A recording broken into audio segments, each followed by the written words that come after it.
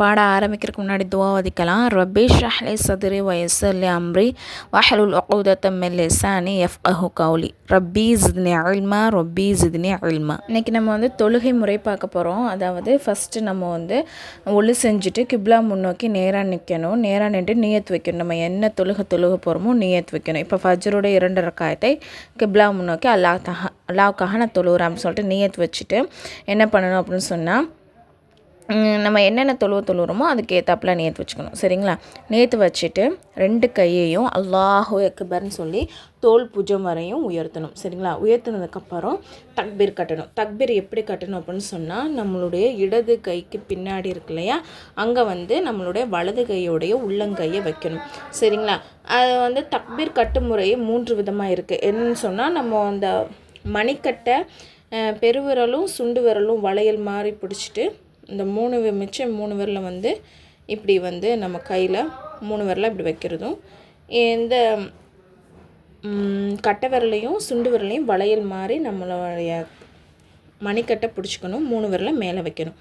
அந்த மாதிரி நம்ம பிடிச்சிக்கலாம். சரிங்களா? இதுதான் தக்பீர் கட்டு முறை. நம்ம வந்து நெஞ்சுக்கு மேலே தக்பீரை கட்டணும். தக்பீர் கட்டினதுக்கப்புறம் நம்ம சனா ஓதணும். சனா ஓதுறதுக்கு முன்னாடி நம்ம என்ன பண்ணக்கூடாது, அவுது பிஸ்மி எதுவும் சொல்லக்கூடாது.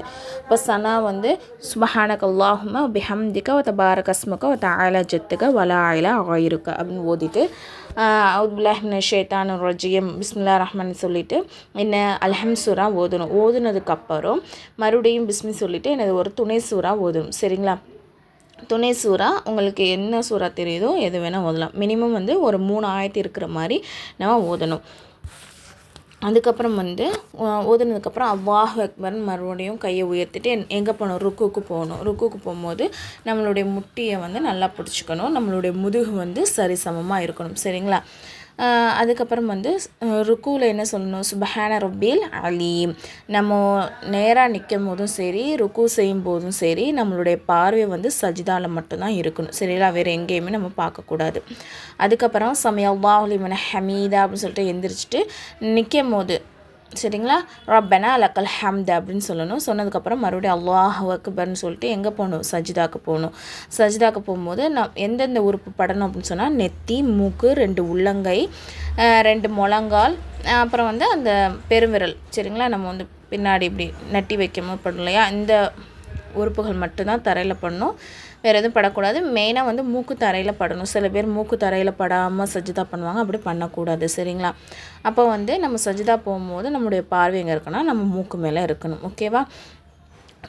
சஜிதாவில் வந்து சுப்ஹான ரப்பில் அலா அப்படின்னு சொல்லிட்டு நம்ம வந்து 3 தடவை வந்து சொல்லணும். அப்புறம் அல்லாஹு அக்பர்னு சொல்லிட்டு நம்ம உட்காரணும். அப்போ இப்படி உட்காரும் போது நம்ம எப்படி உட்காரணும் அப்படின்னு சொன்னால், நம்மளுடைய இடது கால் மேலே உட்காந்துட்டு நம்மளுடைய வலது காலை வந்து மடித்து இந்த சைடில் கொண்டு போயிடணும். சரிங்களா? நம்ம இடது கால் மேலே தான் உட்காரணும்.